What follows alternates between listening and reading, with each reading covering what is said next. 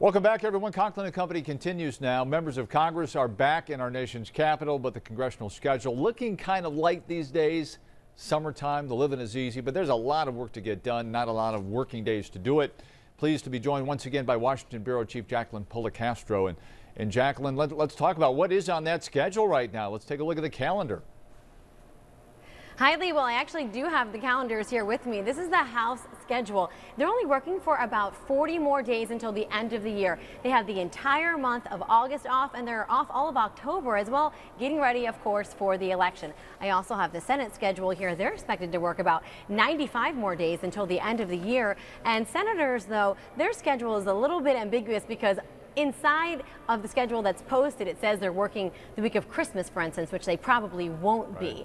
I went outside the Capitol and I talked to average Americans and I showed them the schedule, people from all over the country, and I asked them, do you think members of Congress are working enough? And of course they said, no, we don't think members of Congress are. And we reached out to the House and Senate leadership and asked them, why don't you amend this schedule? Why don't you work more to get more done? And of course they didn't answer us. Oh, shocking on that front. Okay, this is a problem, of course, because there's so much work to get done. Let's talk about some of the big ticket items, the high profile items on the agenda. Will they get it done? Can they get it done in this short amount of time?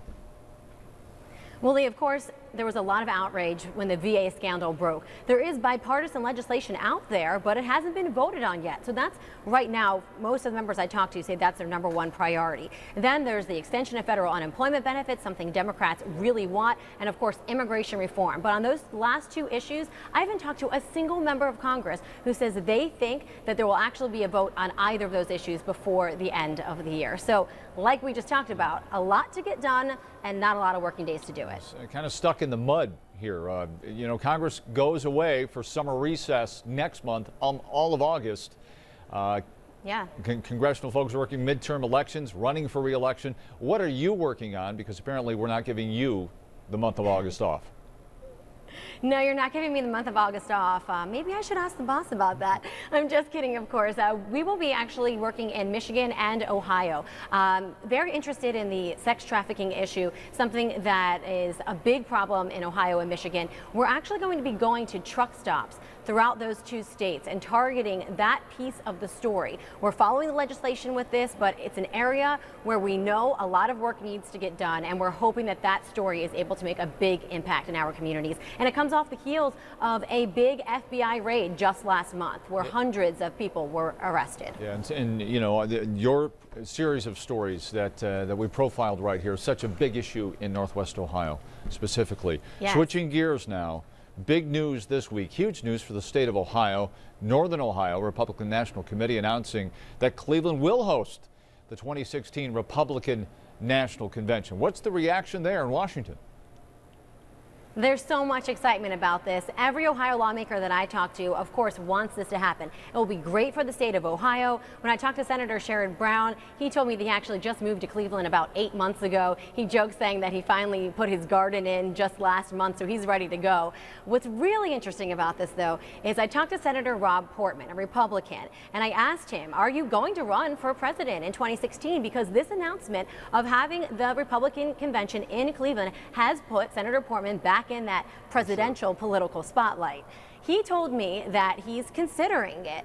You know, he is, of course, going to say that he's still looking at the Senate race in 2016 for his seat. But he said that he'll probably make this decision after the November election. He says that he wants to wait to see which other Republicans will get into the race before he makes a final decision. But of course, he spends a lot of time working throughout the country, meeting with high-profile Republicans, and it puts him in a very good position to fundraise and campaign leading up to 2016. Yeah, when you talk about Chris Christie or Ted Cruz or Rick Perry, I'm not hearing a ringing endorsement of any of those three right now from within the party. I'm not either.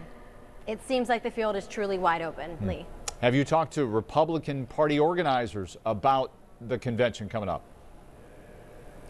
I have, and what's important to note is they still have to ratify this Cleveland decision. That will happen at the Republican meeting that's set for August in Chicago, and it's expected to go through just fine. And the convention will be either in June or July of 2016, and that's really interesting because it's a different time frame, and it's designed specifically to allow the Republican candidate to get their name out there, that name recognition, and of course, to give them the chance to spend that cold, hard campaign cash. Is there a chance that this could be an all-Ohio convention season in 2016, that Columbus could still be in the running and Cleveland too? Is there still a chance that those two cities have a shot?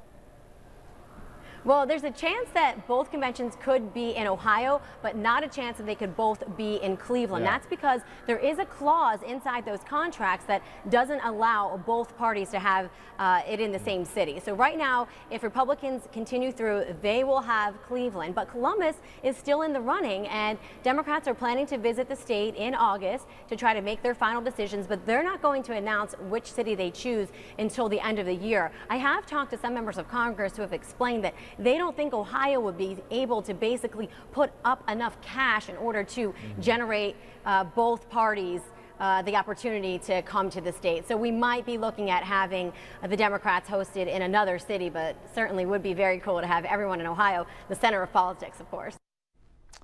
Washington Bureau Chief Jacqueline Pollak